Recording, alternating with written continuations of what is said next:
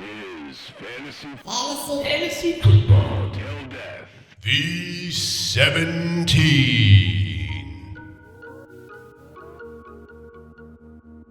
Ladies and gentlemen, I am your league mate, Thomas Wright. I'm joined alongside, as always, or for the first time, with Sam Singer. Sam, What's up, ladies and gentlemen? how goes it, my friend? So good. We're here. We're doing this. We got the mic set up. Barely. I mean, honestly, like, how long did we just toil away trying to get these mics set up? 3 hours. It is approximately 3 p.m., and we were hoping to have this done, recorded, edited by 2:30, so you do the math. We're old.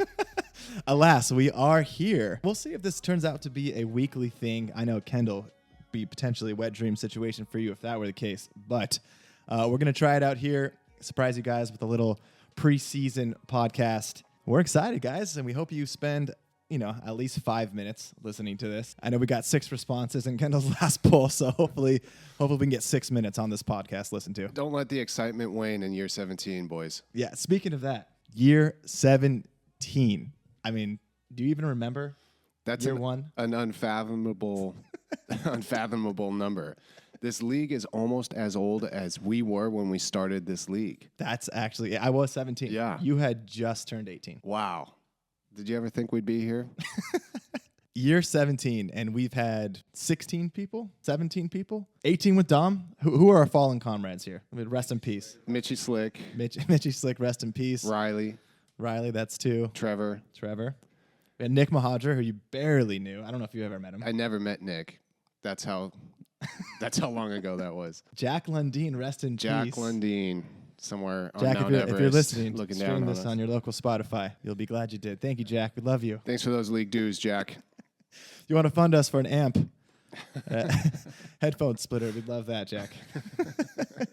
So I think that's 4 fallen, and then we. And Brendan was a fallen, but he's back, and he's back better than ever. Like the Phoenix. Like the rising Phoenix from the ashes. coming back from the ashes and making it all the way to the finals. How about that? And welcome Dom, officially sanctioned manager this year. Much controversy there in the way of the Dom Luke situation the last couple years. Luke has had a mystery manager that's kind of helping in the shadows. How much, how little, no one really knew. It's probably like 95% Luke, 5% Dom, right? Yeah, according to your sources. Schefter was saying it was about 60-40 Dom to Luke. Okay. It was like 99-1 in the draft situation, which ultimately provided him some pretty good teams. All that to say, there was a little controversy, but I think it got cleared up this summer. Welcome, Dom. Welcome to the league. But before we get into anything forward-thinking, I think we want to take a quick look back. So, Sam, why don't you give us a little rundown of how last year ended?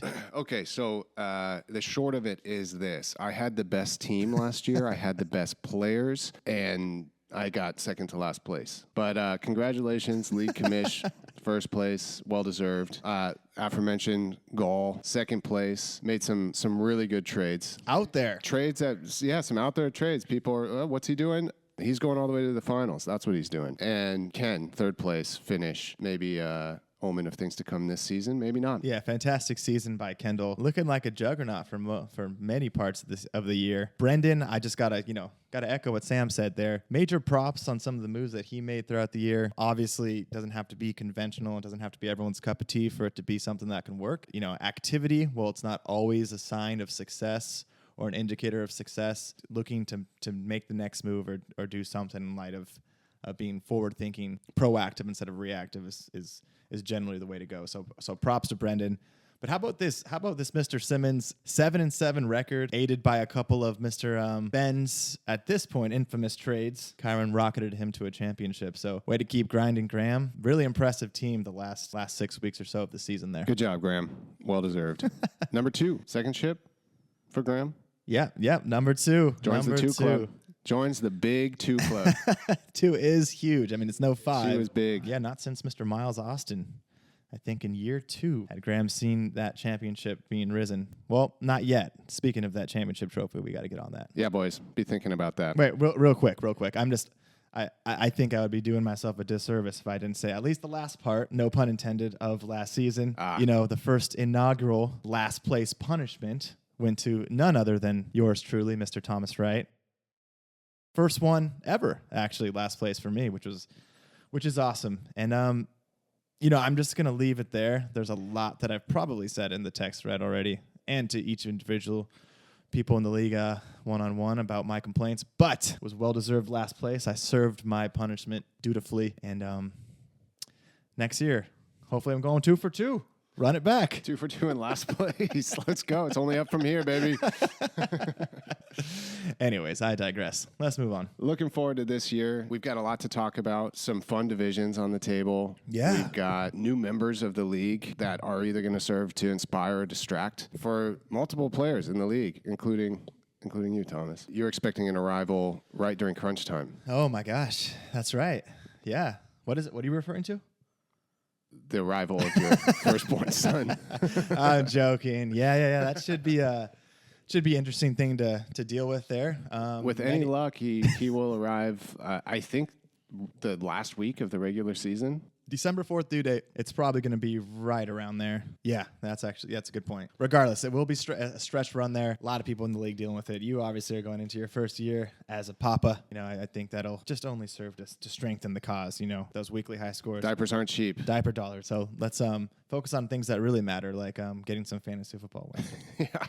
One thing that I think is really cool, though, going into this season, I love these divisions that we have. And I do have to say, the way that we have started randomizing for draft control of your division, so much fun. So fun. I don't even remember who brought that idea up. It is such a good time. So fun. And looking at these divisions this year, I think that they are so perfectly random and chaotic. I think it's going to be a really, really good time. Let me pull up those divisions. I'm going to put my readers on. Here we go. We got a Division 1 set up, and I think who was the captain of that division? Me. You. Okay. It was me. So you put this division together. I think it's you, Brendan, and then the Simmons brothers, Evan and Graham. What are your initial thoughts on that division? I think this division is the most exciting division in our league this year. We've got a lot of dynamics going on in this. We've got, obviously, the Brothers Grimm. The Brothers Grimm. I like it. The Evan Graham showdown is going to be fun to watch twice this year. Not sure who's going to come out on top. I love the defending champ and the runner-up being in the same division, getting to play each other twice this year. And I'm just going to sort of sit back and watch it all. One thing that I think I'm a little bummed about is I made Brennan and Graham are usually some good trade partners of mine, and maybe it'll be a little harder to do an interdivisional trade this year. Be a trade bottleneck? Or maybe it'll be easier. I don't know. I'm liking right now these name situation here. We got Welcome Pandemonium. That's Graham. What are you thinking for name here? Inspiration hasn't struck yet. For me, yeah, inspiration hasn't struck yet. So if we're looking at this division from Vegas lines, do you see you got to give division champ his flowers and say going into it he should be an early preseason favorite there? I set you up for that one. You delivered. I think it all depends on the draft and how things go down, and obviously how the season plays out has a big role in that as well. No, I think it's a wide open division, honestly. I have to say, I think if there was an award for the trippiest division. I don't know why. It just screams trippy. Maybe because I've seen Brendan walk from the kitchen to the living room of the Shire half naked with bruises all over his body, and heard that he's jumped out of a moving vehicle on the way to somewhere on the way Coast. Out of town. It just it does. It screams trippy to me. Yeah, that's what I was going for, and I think it really came together here. All right, let's look at Division 2. We got Mr. Ben, Griffin, Hunter, Kendall, and Casey, a team put together by Mr. Casey Luna himself there. This one, I feel like, is going to be full of trash talk, I feel like. Oh, yeah. Most text messages in the group thread will probably come from this one. And that includes Ben, which is saying a lot because he's going to give you about one or two throughout the season. Yeah, this is a great division. Ken and Hunter in the same division again. Always great for the group chat. Casey being in this division, perennial dark horse, league dark horse, always right there in the mix. He is a brick wall, a trading brick wall. You'll never take any of his good players from him. And Ben's always in there too. Ben's had a couple down years, but perennial competitor in this league. That's right. Yeah, he's always a threat. We got 2 teams with 2 rings, 2 teams seeking their first ring. Got some real rivals in it. And I think that the rivalry vote, which Credit to the league. We did get 50% participation, which is better than less than 50%. 6 out of 12 votes cast. Congratulations on that, league. You know, there's an interesting dynamic here going on between the guys. And we got Ben and Hunter, Ben and Kendall, Kendall and Hunter, even Kendall and Ben a bit. And I like the Casey Kendall thing here. I do. I feel like I do too. I feel like, and there's a little bit of Casey Hunter going on sometimes. Obviously, kudos to Casey, by the way, a couple years ago, stepping in our moment of need, really just joining and being an intricate member and contributing member to the league. So absolutely, it's early for him as far as his league years are concerned. But he's like the Matt Schaub Houston Texans. Okay, so enlighten Casey on that reference. That's a good thing. Well, just had a lot of potential, and I think almost every year he's had a top half of the league scoring team. Oh yeah. He made it to the semis in his initial season. Is this year 3, or is this year 4? Oh, year 4. Jeez, time flies. Yeah, this is generally when a player really starts to come into their own. Yeah, generally speaking, Tom. This is generally that breakout year 4. So watch out for Casey this year. You know, a lot of people with some motivation there. I know Hunter and Ben, there's been a lot of chatter ever since the very infamous Rico Dowdle Rashee Rice trade last year. You know, Griffin has not been shy about letting Ben know that wasn't his favorite trade of all time. So I'm looking forward to see the interaction between those two. And then, of course, I think Kendall knows at this point that he probably has a lot of people gunning for him based on the level of commitment that he shows to the league. You got some predictions? Who are your favorites in this division? Favorites? Yeah, or let's go favorite. Favorite. I've been saying, man, well, I do have to say, you know, props to Kendall there. I think that he's, based on the level of work and effort that he puts in, I'm sure he's going to have a really good team. But I got this sneaky Hunter feeling, man. I know he says I jinx him. So if you're listening, if you've made it this far, Griffin, just know it's not a jinx. You got this. There's no such thing as a broadcaster jinx. I feel it's the year of the Griff, man. He's bound to knock through that wall at some point, right? 6 years straight going into this year of auction. Bound to. No playoffs. Bound to. I think he's starting to figure it out. I think I'm going to go a little unconventional here. Well, first of all, we got a wild card with Ken and an infant daughter.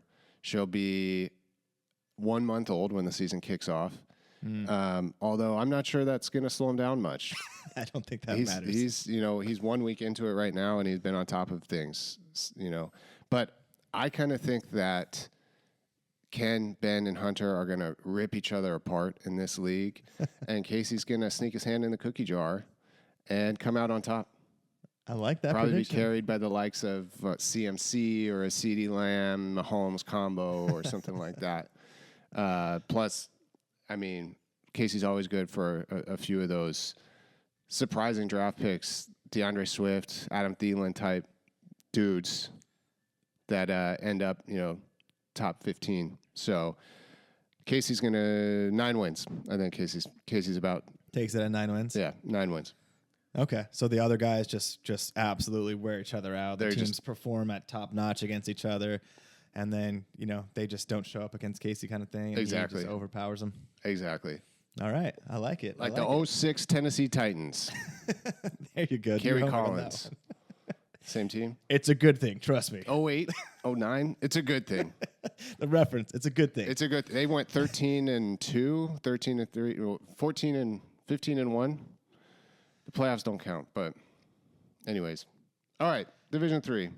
So Division 3, even though Luke has no championships, I think collectively most championships residing in Division 3 this year. Yeah, it helps when you're going for the championship total in your division to have the guy with 5 for sure. That helps. It definitely doesn't hurt your total. I put this division together. I think it does feel random. I feel like I've been in Trips division for a few years now. It just got some wild cards. The Luke Dom combo. Dom seems to be a really good draft architect. He's put together some really great teams. I mean, every year that he's kind of been at the helm with that. So I'm sure that'll be something to contend with. But we'll see how that dips off once this week 1 starts and the season continues. And then obviously Jay knows what he's doing. Consummate vet. competitor. Smart. He wants to win. I'm sure he'll have a good team. You know, the trading thing with Jay, we'll see how that goes. I think sometimes that capsizes a little bit of his in-season upside, but you know, maybe there's growth opportunity there. Yeah, I wouldn't count on it. And then obviously you got Big Trip. You got Springfield, the 5-time champ.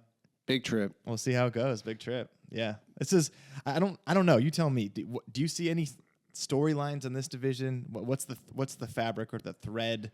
What's that connects it or makes it interesting? It's just a random one. This what do you see division with looks this like a division? powerhouse division, and I feel like in recent history, powerhouse divisions tear each other apart. I mean, your division last year was like 5 and 6 made the playoffs or something 7 like and that. 7. Yeah. 7 and 7. Yeah. Numbers. I mean, yeah. So we'll have to keep an eye out for that. Dom and Luke the past couple of years have put together pretty sick teams and been pretty scary. Built up a lot of wins early. Yeah. Let's see if they're able to do that, especially getting out of the first few divisional matchups. I like them. Anyone's game, obviously. That's one of the great things about our league is, you know, everyone knows what they're doing. Everyone, you know, no one leaves a draft thinking, yeah, that team really sucks. Like, I mean, I genuinely think everyone's really good at drafting and pretty savvy throughout. So, all right. Well, I think we're almost through with some of these league storylines.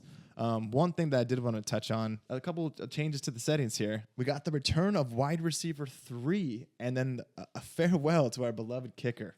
What are your initial thoughts on that? Initially, really happy kickers are gone. Although there's a part of me that fantasy purist, I guess, likes the kickers, but it's so annoying when a game is decided by someone's kicker scoring 17 and you're scoring 1. So I think it might bring a little more favor to strategy and reduce some of the luck, which, come on, guys, in year 17, we're better than that. We're better than these lucky wins. The wild card here, though, adding the third wide receiver and keeping the flex, which I'm a fan of, is really going to make that waiver wire a lot thinner than it was last year. I think the value of last year's version of like a Tank Dell early on in the season goes way up. I think that's great for Fab and for waiver wire, and it's definitely going to work in favor of those who are a little bit more active, especially those that, you know, don't have kids. So That means nothing. it means nothing. It means nothing for the activity level, though. I'll just say that. Yeah. What are your thoughts on it? I think it's super fun. The kicker thing, I'm the same way. I don't know if it's just being old or just being a stickler to tradition. It was hard to get rid of the kicker just because it's just part of the complete roster. When you look at it, you're just used to it, used to seeing it. On one side, there's nothing worse than just like starting your fantasy day off with some awful kicker on some bad team, just drilling 2 50-yard field goals back to back because their offense is terrible and can't score touchdowns, and then you're down 10-0 to a kicker. Nothing worse than that as he's on his way to a 24 ball.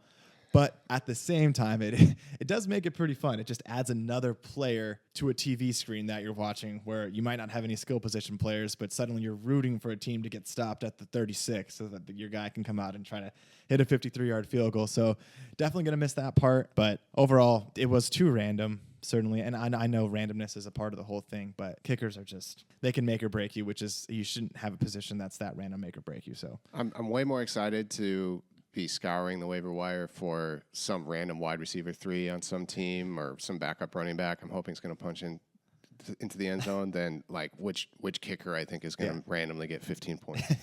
I spent way too much time on the waiver wire looking at kicker matchups and thinking who's going to put me over the top here. So yeah, it's exciting. And that third wide receiver, you know, I'm interested to see what it does for the team composition and people's sort of attack to the team they want to put together. At one hand, it makes the wide receiver spot more valuable in someone's eyes, but at the same time, you could zag it, and then it could actually, because there's so many wide receivers, could actually make the running back even more important, depending on how you want to build your team. So I know I have a feeling, and I've got a strategy I'm going to try to implement for my team, but it's just however you want to attack it. There's so many different ways to skin a cat, and I think it'll be interesting to see how it plays in. Yeah, do you think now that we've got this extra wide receiver spot, now looking forward to the draft, are we going to see a lower average spend on people's top-end players or not? I think that's been the direction of the league anyways the last few years. So I think as people just mature in the auction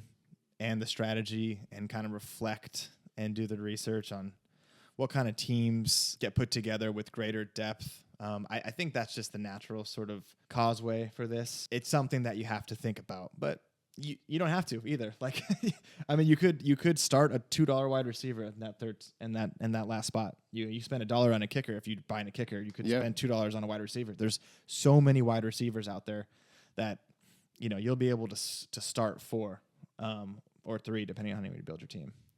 Yeah, absolutely. I'm just looking at some of our numbers from last year.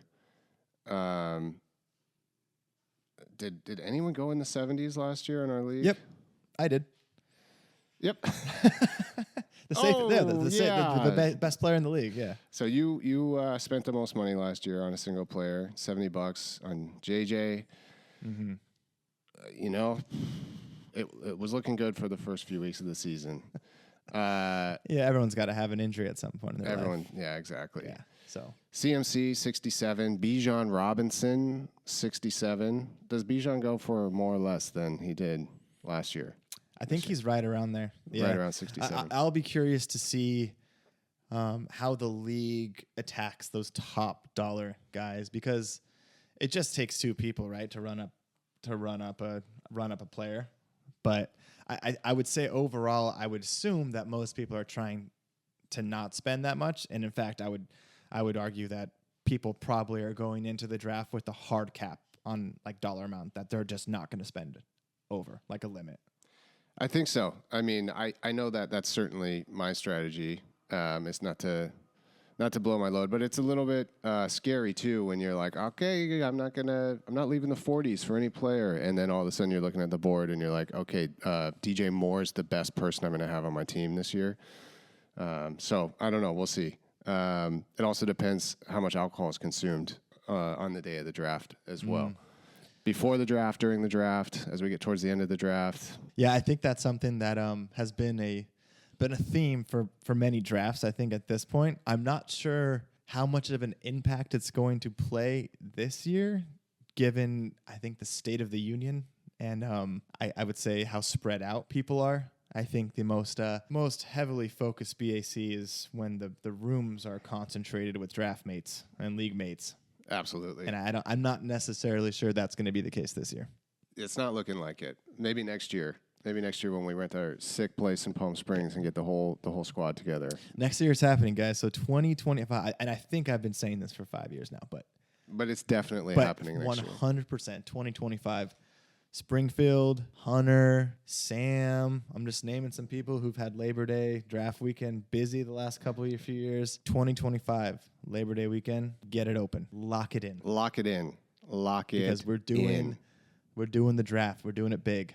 Along those lines, do you have should we talk strategy real quick? Just a brief overview of draft 2024. Yeah, I'd love to. So it seems to be so much hype on the wide receiver position for the last couple of years, and rightfully so. But when I look at like the running back situation this year, there's like 3 guys that seem like locks. Is this a good thing or is this a bad thing? It's been interesting. The focus has been heavily on wide receiver the last few years. Been a dramatic shift to traditional sort of load up on running backs early situation that had been conventional sort of drafting wisdom for a long time.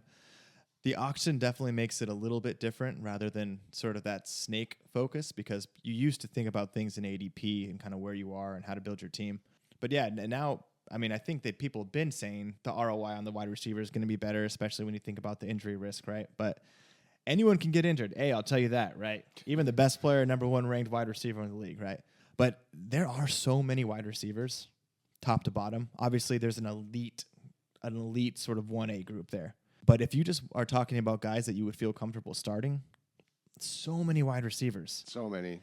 I'm feeling personally this year that I kind of want to zag, right? Like, and I've told myself so many times that I'm not going to spend big on a running back. And I still might not, depending on how the league goes.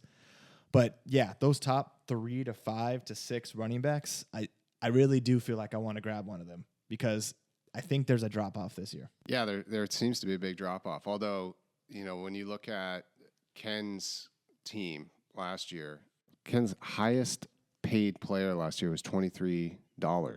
Allen, 47. Yeah, if you're looking at the full list, it was Amon-Ra St. Brown for $47. So 47 was the top. The next was Keenan Allen. His running backs, J.K. Dobbins, 16. Well, that didn't work out, but unfortunate there. James Cook, $17. David Montgomery, touchdown beast, $19. Brian Robinson Jr. didn't end up on his team all season, but you get what I'm saying here. So, and just to highlight one other draft, I'm just looking at it right now. Dom. So Yeah, Dom, Joe Dom. Mixon was at $24 was the highest paid player that he drafted, and just extreme value when you look at like Brandon Ayuk, Travis Etienne for $17. Yeah. $17, which was a steal. That was a steal last year. James Conner, DK. I mean, really deep team. Honestly. Does a great job of just waiting it out. So many players in here that turned into just really valuable trade pieces. Obviously ended up with Jamar Chase on his team. What was the other big trade he made? Saquon And Jamar Chase. So, not bad. Ultimately, I think the draft strategies are, and, different variations of strategies have won since we've done the auction. But, pretty much you're going to be, star heavy. You look at the team that Springfield won with when he drafted Dalvin Cook and Kamara, and then they obviously had career years, and he ended up winning with just the top heavy, star-studded, top of the lineup guys. One strategy, you'll probably be pretty shallow, and you can't really afford most often some big injuries, but you can be successful. Casey's done the same thing, draft 2 or 3 really heavy hitters, and then just kind of hope some guys hit along the roster and along the depth chart there. You have the spend basically your max budget on your starters. So you basically try to build out as sicko and as deep of a starting lineup as you can. And then the rest end up being $1 or $2 guys to fill out your bench, that's kind of the strategy that I took last year, which looked really good, I think, on paper. Look good on the score, side of things, too. Yeah. Scored a lot of points, but one by one, my comrades fell. But you can make a really good team there. And then the last strategy, which shown by Dom these last couple of years, is wait. I think you've done a really good job of this a couple of years too, is you kind of wait. You don't allow yourself to spend a certain number on anyone, and you just inevitably let people spend all their money, and you gobble up those, 2, 3, 4, 5th rounders in a normal ADP draft and stack your team with those and sort of ride out you hope to start strong.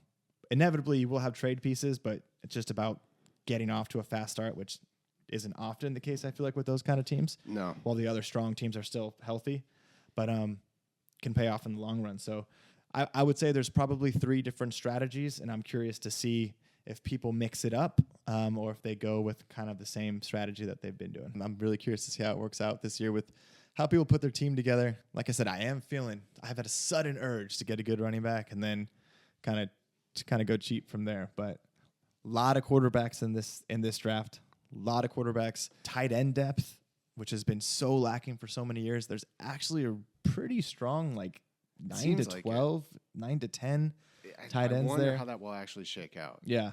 But it seems like it. If you look at maybe a David Njoku at 9, or an Evan Ingram who had I think 4th most receptions in the league of all wide receivers. He had tight 112 catches last year. Yeah, it's crazy. You look at I think those guys are ranked 8 or 9 or 10 as far as just preseason rankings for tight ends. Yeah. And it's all right. I've been on a tight end kick the last couple of years. I just feel like I need one of those heavy hitters.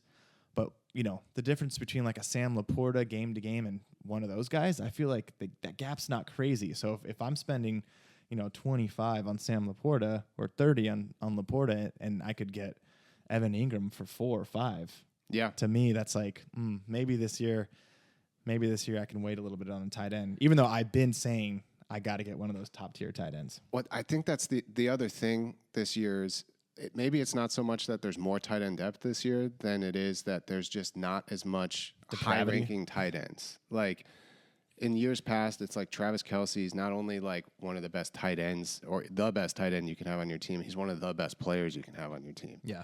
Mark Andrews has been like that.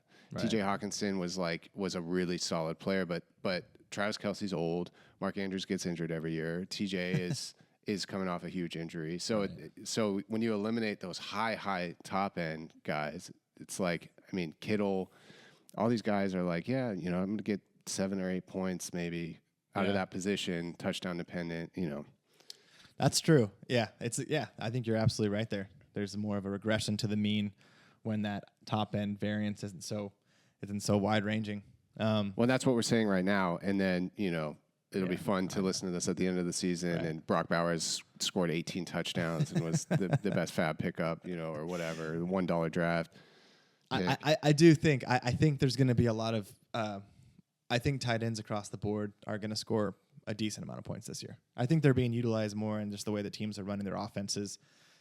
It's just more pass happy than ever now as well. So people want those nice athletic tight ends that they can drop passes off to. So be curious to see how that plays out. Do you have any guys that you're looking at, especially these like guys who are, well, for example, I feel like Derrick Henry's so overvalued this year. Everyone's expecting he's going to have like 12 1-yard touchdowns. Yeah. See, I think that's a really polarizing topic because I think you're either on one side of the fence or the other. Yeah.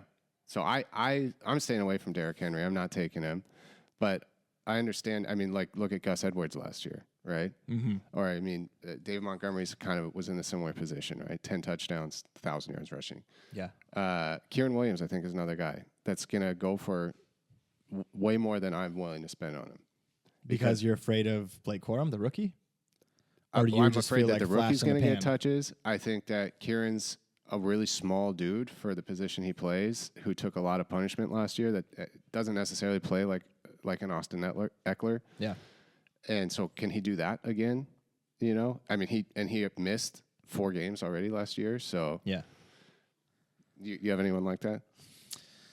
That I'm scared of? Less people that I'm trying to avoid, although because I'm just eternally optimistic about a lot of these guys. I don't know how I feel about Derrick Henry yet, but I can see the 1-yard touchdowns coming in. I can see it. I can see them wanting to, give Lamar less of a toll on his body, barring injury from Derrick Henry. I just can't see him having less than double-digit touchdowns. I don't foresee him being explosive, but I can see the touchdown production being there. I think with Lamar, their offense is going to look pretty good, and they'll inevitably have a lot of opportunities to score. But that being said, I feel good on the positive side. I got a good feeling about these young quarterbacks this year. So piggybacking on last year, I feel really good about Anthony Richardson. I know I'm not the only one, but I think he could Is he going to play 16, 17 games? Yeah, I don't know. I really don't know, but I would be willing to take a risk on him. Yeah. Depending on, I don't know how much he's going to go for, but I think if healthy, he's going to put up some monster fantasy stats. And I feel really good about Jaden Daniels, about the rookie for the Commanders. I think he's going to be a sneaky fantasy producer. So by proxy, do you feel good about Michael Pittman and Scary Terry, Jahan? Mm-hmm. Yeah. Yeah, I do. I do. I feel good about Scary Terry. Strangely, like I wouldn't spend a lot on him, but if I could get him for cheap, I see some like a cheap little Daniels Scary Terry stack. Spend $12 on him, or $15 on him. I think that could produce a lot, and that Bears offense. I'm there's definitely a part of me that wants to just hate on Caleb Williams. Me too. Why is that? I don't know. Maybe it's Griffin Hunter. I want him to fail so badly. He does. I don't think he doesn't kind of portray himself as like a guy you really want to root for that much. I mean, he just doesn't have that like blue collar, like grind it out. Like he does have this sort of aura about him. That's Ryan Leaf aura kind of. The aura. It's not I would say it's a little bit unsavory, I think, for a certain demographic. But that being said, I do think that there can be some good producers in the Bears offense. Could be sneaky if that offensive line blocks for him a little bit. Be interesting to see. All right. Do you want to wrap it up? Yeah. I think we've been props to, please send us a text or text the group chat and just give like a champagne cork or some of those like confetti falling emojis if you actually made it to this point in our podcast. Yeah. There's literally 12 people that are going to be listening to this. And I'm should still be shocked if you guys actually made it all the way through. But those of you that have made it to this point, we're going to wrap it up for you because I'm sure you have more important things to do here. And we're going to wrap it up with finally settling this officially on the League podcast, the League 100-meter dash ranking from fastest to slowest. So, and we're going to invite in a special guest to do it. Hannah Fullerton, ladies and gentlemen.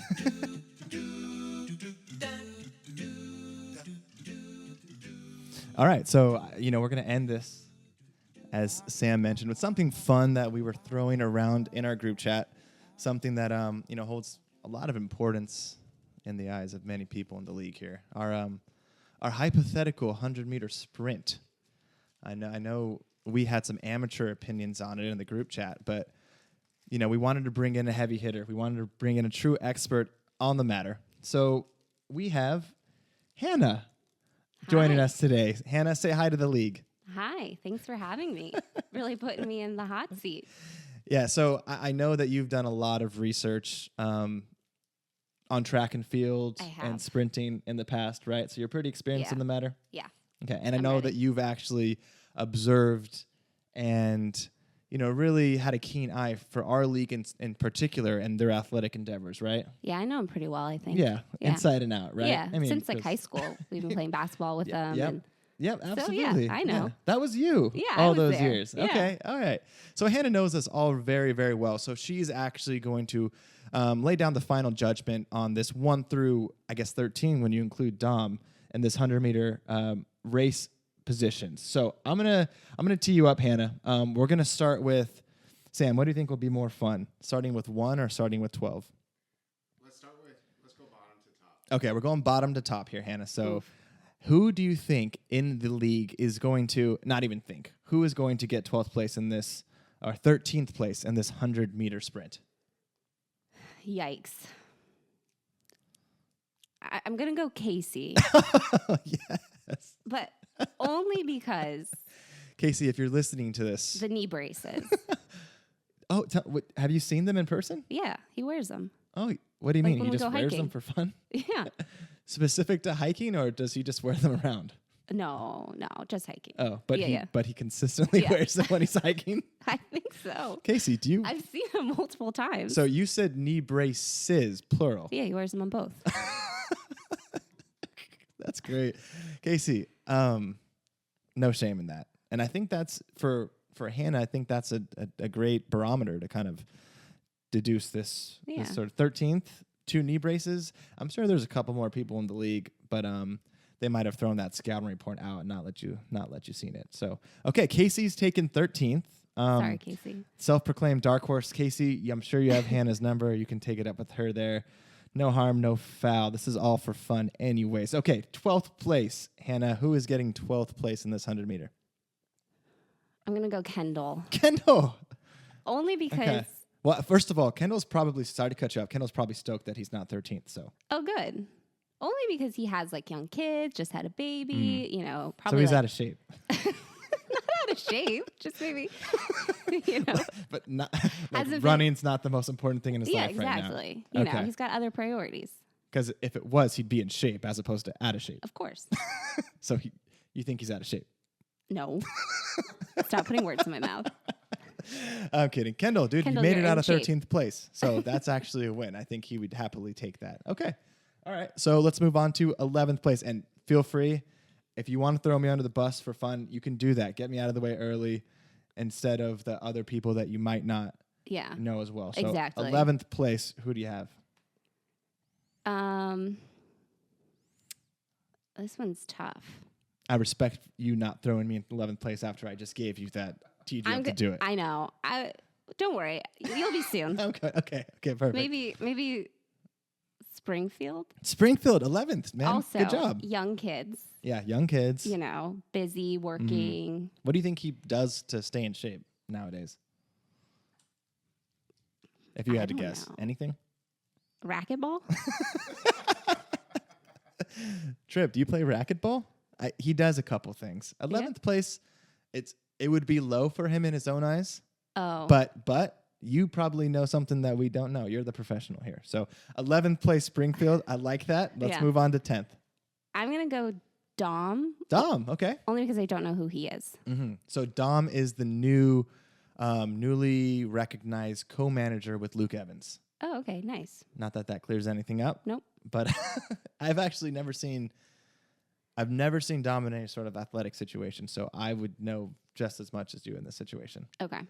10th. Okay, Yep. cool. Now we're getting into single digits. Number 9, we're really starting to, make your mark, really stamp your place in the league as far as athleticism here. Who's going number 9? I'm going to go Jason. Jason. Okay. Yeah. That's fair. What's the rationale there? I don't know. It's a gut feeling. Yeah, Yeah. exactly. He doesn't look like he has great top line speed, right? Well, I mean, no, I wouldn't say that. So when we were pledging Pike, these guys called Pledge Masters, they purposely just like put us through hell, right? They put us in this early morning workout. There was only 13 of us in our pledge class, but they had this workout where we lined up on a basketball court and they made us sprint. I forget if it was 1 or 2 basketball courts length, but whoever got first place got to get out of the drill. And so it would go from 13 to 12, and they do it again, another sprint, and then to 11, another sprint. So whoever got first got to get out of the drill. Okay. And where do you think Jason was the last person running in that drill? Yes. Yes, he was. So Yeah, that's I what I would say That's what I say think. sprinting is not Jason's Yeah. MO. So 9 would be, I think, pretty solid for Jason. Okay. Yeah. All right. As long Yeah. as you agree. Yeah, nice. Nice Yeah. So placing I there. didn't say it. You really did. Because you told me that Nice. story. You're getting good at this. Yeah. Let's get her off. She's making me uncomfortable now. Just kidding. Okay, let's go 8. Who's getting 8th place? I'm going to go maybe Graham. Graham with 8. Let's go. Is First that surprise. bad or good? For him? Yeah. I don't know. Graham, you can text the show. 8th place. You got some heavy hitters ahead of you. So, probably not your best day in the office, Graham, with 8, but you could be worse. You could be 9 or 10. Exactly. Yeah. And he's got a lot going on, right? He's newly engaged. Exactly. He's a lawyer. He's a lawyer, so he's like in the office all day. Yeah. In the office all day. He's got to go rock climbing in his spare time to help does- Danny with the market. Does he rock climb? He's dabbling. Yeah, he's dabbling in rock climbing, I didn't know that. See, that would have been helpful information. but indoor. So, Well, is that helping your sprinting? touche. Yeah. Yeah. Okay. 8. Good job. Good job, Graham. You made the top 8. It's more than almost half the league could say. So let's move on to number 7. Who's getting 7th place? I'm going to go Evan. Evan. Yeah. I like this. Yeah. You've met Evan a couple times Yeah. now, right? Yeah. Would he be like a kind of a sneaky athletic guy, or what would you say? Yeah. He like strikes me as like someone who's athletic, but like doesn't try very hard to be athletic. Like it was never really a focus. Yeah. Yeah. Maybe like counterculture. Exactly. Yeah. There you go, Ev. 7th place. I like Yeah. it. I like your list so far. This is an entertaining list. And not to mention that 7th, 8th matchup there, him narrowly beating his brother. That right? would be exciting stuff. Yeah, Right? that's They're great. close, That's great. though. Yeah, there you go. 6th place. Who do we have here? Ben, Ben. Okay. Just Yeah. met Ben yesterday. So, You used to have some serious issues with Ben, right? Some deep-rooted family issues. yeah, Ben and I go way back, and we didn't get along. He's kind of a nightmare sometimes. I huh, know. Ben? He's like The so loudest person loud in and the room. in your face Yeah. and like And a totally inappropriate. exactly. Yeah. And it was just like it was a lot for He's me. got a really annoying baby. Doesn't stop crying. I know. Just a Not nuisance the out in chillest public. baby. So Was that 6th place? yeah, so kind of like Okay. middle. I don't really know, Yeah. but I think he could probably run. Yeah. Yeah. I think he could run too. Yeah. Basketball coach. You know that? He's been Oh. coaching for Oh, years. I didn't yeah. know that. Yeah. Okay. He did the might- stairs last week. He could have maybe gone up then. Well, 6 is pretty nice. Okay. Yeah. Top half. Yeah. Let's go 5. I go almost at the podium. 5th 5, place. I'm gonna go maybe Brendan. Brendan. Yeah. Yeah. It's a good one. Because didn't he like was a personal trainer, no? He was. Yeah. He was. So Yeah. That's got to count for something. Yeah, Right? that's- Yeah. Brendan, I hope you made it to this point in the podcast, man. I really do.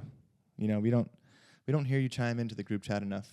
So please, if you're listening, top 5, man, like of our hypothetical, arbitrary, Hannah ranked 100-meter. Dude, just believe in yourself, man. This is awesome. This is good news. Okay? All right, 4th place. Who do we have for 4th place? I'm gonna go Hunter. Griffin, nice. Yeah. Hunter, dude, 4th place. All right, what's your scouting report on Hunter? Does he play golf? He does.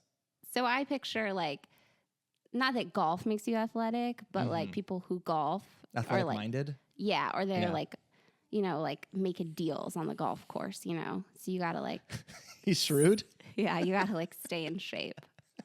mentally, just like a mental acumen that's gonna propel you physically. Exactly. Yeah. All right. I think that actually like is probably right on right on par with, no pun intended, with how he kind of operates athletically. So Oh, there that's you go. good. Top 4. Yeah. I mean, are you in top shape, Griffin? We'll see. All right, top 3. Who do we have here? We have me, Sam, and I kind of forgot you were still in Luke. it. And Yeah. Luke. But I'm going to go Luke 3rd, maybe.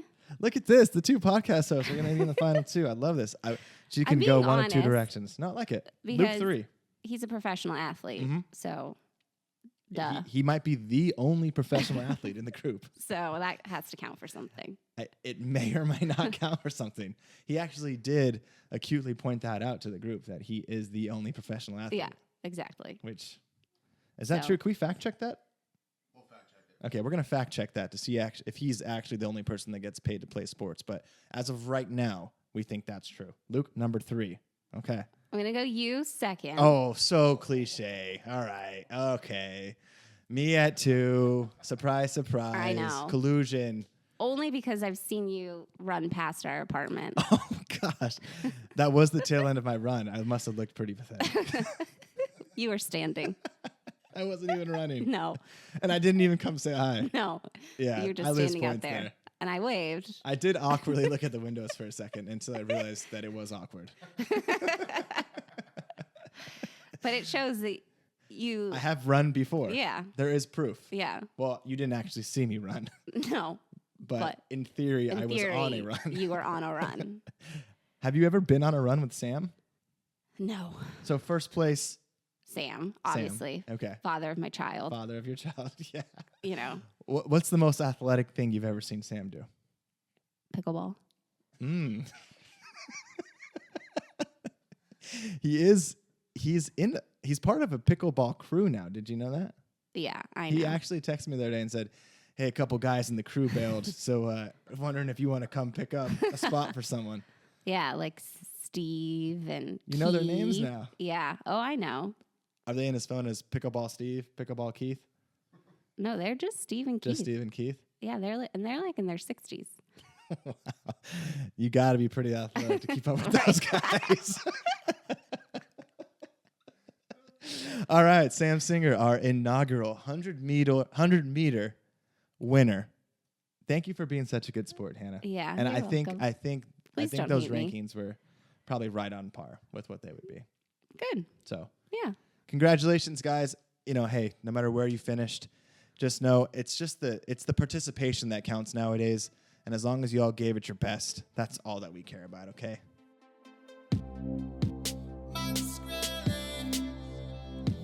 All right.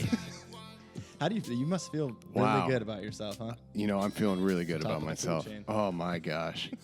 That totally unbiased top 12 ranking feels really good. Feels really good. All right. Wow. What a great first episode. Are we going to be able to figure this out enough to where if we actually want to do this regularly to entertain the league, we can get callers in, Yeah, we could figure that out. right? We should be able to figure that out, right? Yeah. Have like the weekly low score or someone does something crazy, we get them in. Yeah, take us through your thinking when you decided to start this person over that person. Yeah. I wanted to get really I feel like we were pretty mild on this one.